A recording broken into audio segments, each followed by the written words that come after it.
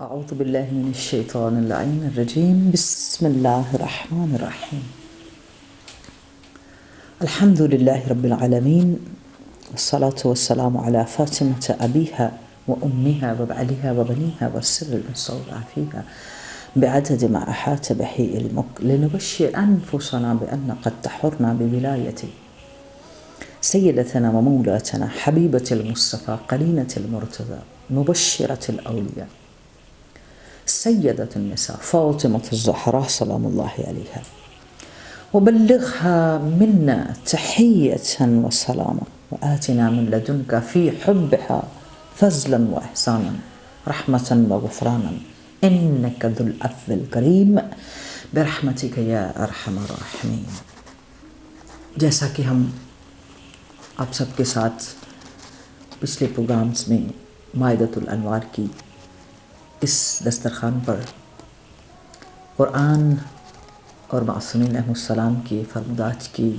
برکات کو لے کر شیئر کرنے کے لیے حاضر ہوتے ہیں۔ تمام اس مائدۃ الانوار کے پروگرام کو جو دیکھنے والے ہیں ان کی خدمت میں مؤدبانہ سلام، اور اس دعا کے ساتھ کہ وہ جو بہت ہی مختصر طالب علمانہ گفتگو آپ تک شیئر کی جاتی ہے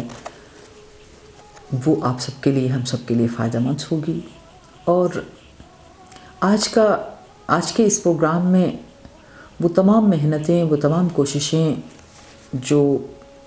ان راتوں کے حوالوں سے جو کہ آخری عشرے میں ہم لوگ داخل ہوئے، اور امید ہے کہ سب نے شب قدر کو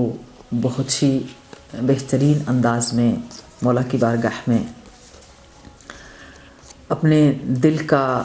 اپنے قول و فعل پر حضرت حجت کے دستخط لیے ہوں گے انشاءاللہ، اور اپنے دل کو اصلی خریدار کو بیچنے کی کوشش کی ہوگی انشاءاللہ کہ اس رات میں، اور پھر یہ بھی وعدہ کیا ہوگا کہ میں اپنے دل سے ہر اس غیر کو نکال دوں جو عشق صاحب الزمان سے، عشق رب العالمین سے جو ہے مربوط نہیں ہے۔ دل کو تجلی الہی سے جو ہے جوشن کبیر کے ذریعے منور کیا ہوگا۔ اسی لیے ان راتوں میں جوشن کبیر پڑھنے کے لیے کہا جاتا ہے کہ اس قدر اللہ رب العالمین کے جو اسماء ہیں، اسماء الحسنی ہیں، ان کو دہرایا جائے کہ ہمارے قلب میں ان 1000 اسماء کی تجلی پیدا ہو جائے۔ اور جب قلب میں تجلی پیدا ہوتی ہے تو انسان کی زبان میں بھی وہ نورانیت آ جاتی ہے، اس کی آنکھوں میں بھی وہ نورانیت آ جاتی ہے، اس کے وجود میں نورانیت آ جاتی ہے، پھر اس کا بولنا وہ باوقار گفتگو ہوتی ہے جو عین اخلاق اور حسن خلق کے اصولوں کے مطابق ہو۔ پھر دیکھنا حرام کی طرف نہیں ہوتا ہے، پھر انسان کی شخصیت کی تعمیر ہو جاتی ہے۔ تو امید ہے کہ اگر ہم خدا نخواستہ پچھلی راتوں میں کوئی کمی اور کوتاہی رہ گئی ہو تو پھر باقی تاخیراتیں بھی ہیں، باقی ابھی رمضان الکریم کی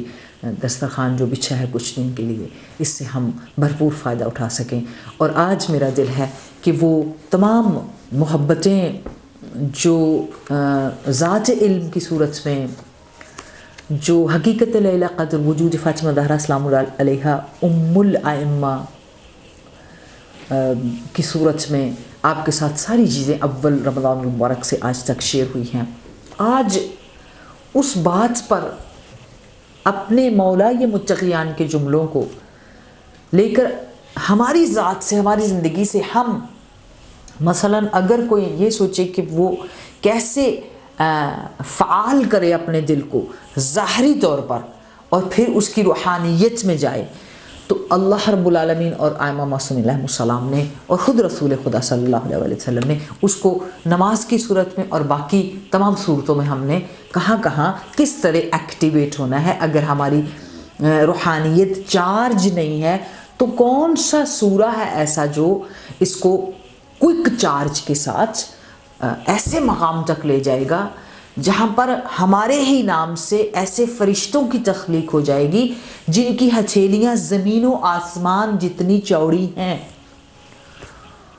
اور پھر وہ اس قدر استغفار کرتے ہیں کہ 2000 سال تک ان کی استغفار کو اگر لکھنے والے فرشتے بیٹھ جائیں تو وہ 2000 سال تک لکھتے ہیں،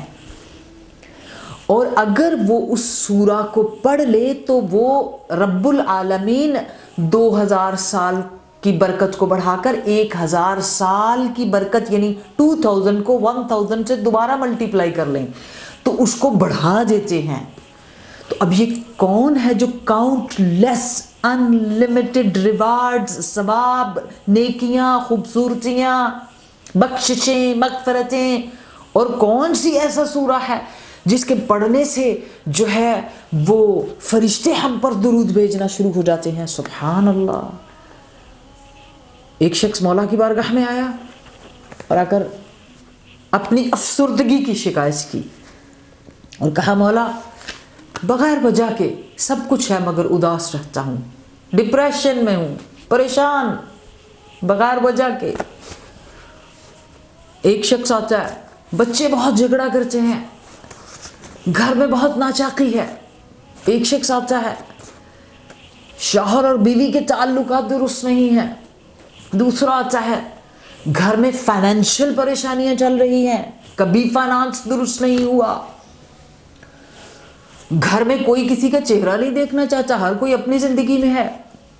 اور شیطان بھی اپنے پورے تیر لے کر سب کو تنہائی کی زندگی دے کر ڈپریشن میں ڈال کر آنے والے وقت کے امام کے ظہور میں تاخیر ڈالنا چاہتا ہے، کیونکہ اس کو پتا ہے کہ وہ وقت معلوم میرے مہدی اجل اللہ تعالیٰ فرجہ شریف کے آنے کے ساتھ ہی ختم ہو جائے گا اس کا۔ تو وہ بھی اپنی کمان کے سارے تیر نکالتا ہے،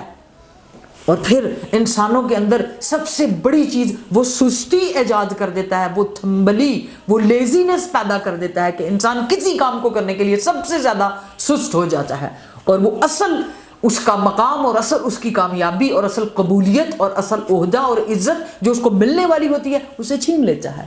تو ہمیں انہی دنوں میں اپنے آپ کو اتنا چارج کرنا ہے کہ پورے سال کا چارج ہمارے پاس رہے، ایکسٹرا بیٹریز۔ تو یہاں پر مولا فرماتے ہیں، اور آپ بھی سوچ رہے ہوں گے کہ آخر قرآن کا وہ کون سا سورہ ہے کہ اگر ہاتھ پاؤں شل ہو گئے ہیں، جسم میں بیماری جا نہیں رہی، تو مولا فرماتے ہیں کہ اس کو پڑھ کر پانی ایک ہی دفعہ رکھ لو اور پھر اس پانی سے مسح کرو، وضو کرو، پیو، بدن پہ ملو، اور within days you will get شفا۔ یہ کیا مجرب نسخہ ہے۔ تو پہلے اس سورہ کی عظمت کو مولا یہ متقیان وارث قرآن امیر المؤمنین یعصوب الدین میزان الاعمال علی ابن ابی طالب کی زبان مبارک سے سنتے ہیں۔ مولا فرماتے ہیں ہر کلام کی ایک زیبائی ہوتی ہے، ہر کلام کا ایک حسن ہوتا ہے، اور ہر کلام کا ایک پھل ہوتا ہے۔ اور اگر میں پوچھوں کہ کلام خدا، کلام قرآن، اللہ عز و جل کے کلام کا پھل کیا ہے، حسن کیا ہے، زیبائی کیا ہے، فضیلت کیا ہے؟ پورا قرآن با فضیلت ہے، لیکن قرآن کا پھل کون سا سورہ ہے؟ تو مولا علیہ السلام فرماتے ہیں ہر کلام کی زیبائی ہے، قرآن کی زیبائی سورہ قدر ہے۔ ہر چیز کی ایک چابی ہوتی ہے، کلید ہوتی ہے، اور خزانہ قرآن کی کلید اور کی سورہ قدر ہے۔ کہا ہر ضعیف کے لیے ایک یاور ہوتا ہے، ایک مددگار ہوتا ہے، یہ آپ کے مولا فرما رہے ہیں۔ ہر ضعیف اور کمزور کے لیے ایک سہارا ہوتا ہے، ایک لاٹھی ہوتی ہے، ایک سہارا، ایک مددگار ہوتا ہے۔ تو یاد رکھیے قرآن میں جو ہر ضعیف کا سہارا ہے وہ سورہ قدر ہے۔ پھر کہا ہر چیز کے لیے ایک آسانی ہوتی ہے،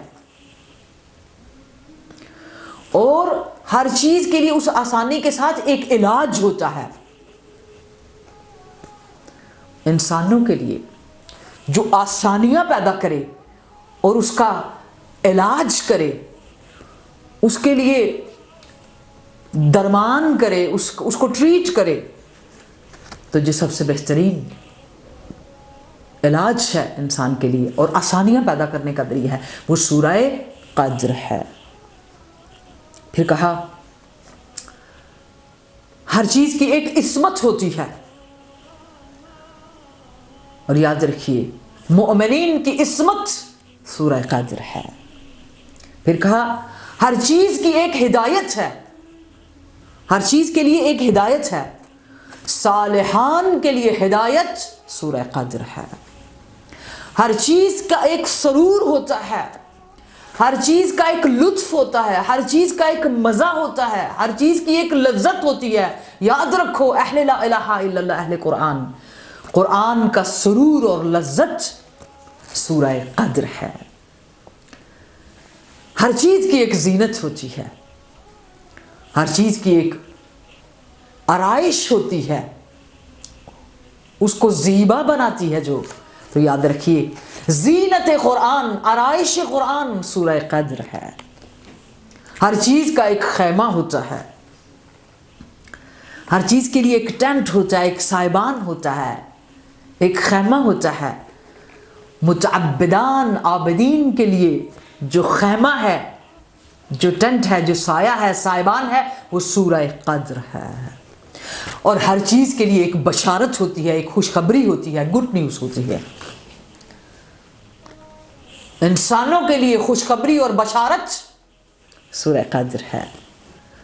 ہر چیز کے لیے ایک حجت ہوتی ہے، زمین پر حجت کو، انسانوں کے لیے حجت، ہر چیز کے لیے ایک حجت ہوتی ہے۔ اور پیغمبر کے بعد جو حجت ہے تمام اہل زمین پر، وہ سورہ قدر ہے۔ بس سورہ قدر پر ایمان لے آؤ۔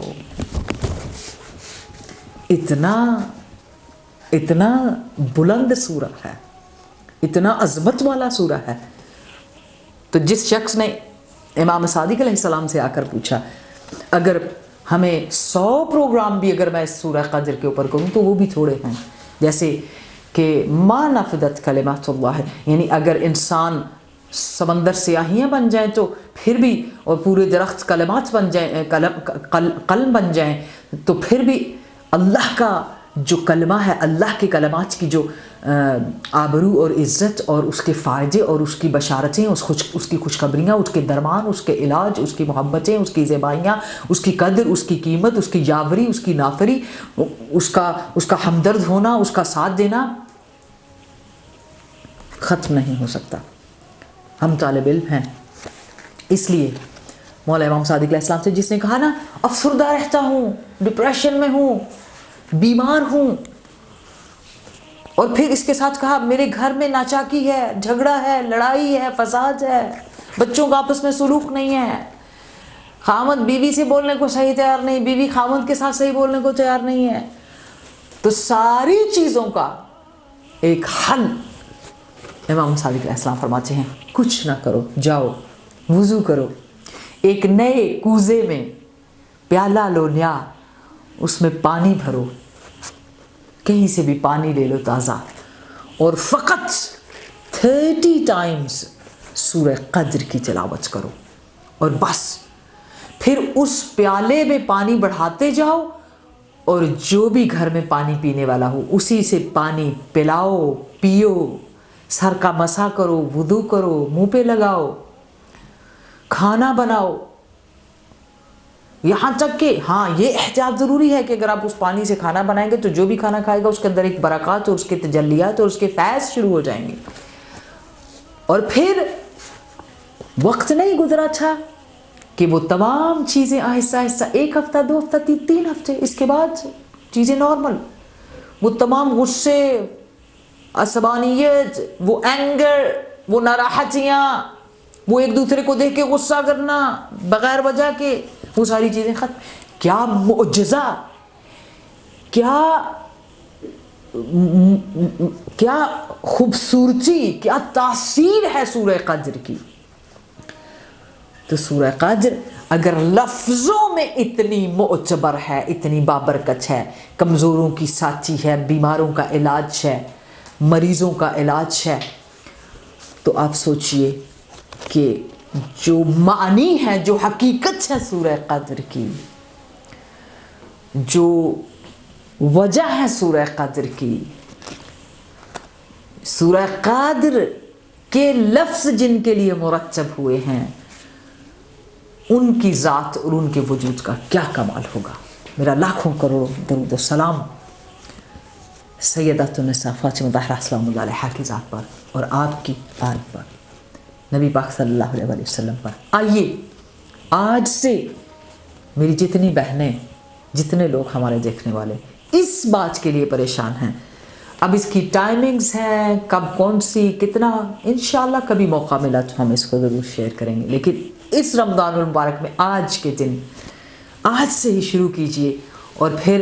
दिनों में इस तासीर को आप देखिए कि बहुत मुश्किल नहीं है कि आप अपने घर में फजर के वक्त पानी के एक बर्तन में पानी लेकर के सूरह क़द्र को 30 टाइम्स, करोड़ों बिलियंस पढ़ने वाले के लिए अलग फ़ायद हैं, और जो उस पानी से सैराब होगा उसकी रूह के मुअत्तर और मुतहर होने के इससे भी ज़्यादा चांस है। खुदावंद मुतआल हमें उस नूर को और उस क़द्र को और उस हकीकत लैला क़द्र को समझने की और उनकी मारिफत की तौफ़ीक़ अता फ़रमाए। हमारे वक्त के इमाम के ज़हूर में ताजील की दुआ के साथ। वस्सलामु अलैकुम व रहमतुल्लाहि व बरकातहू।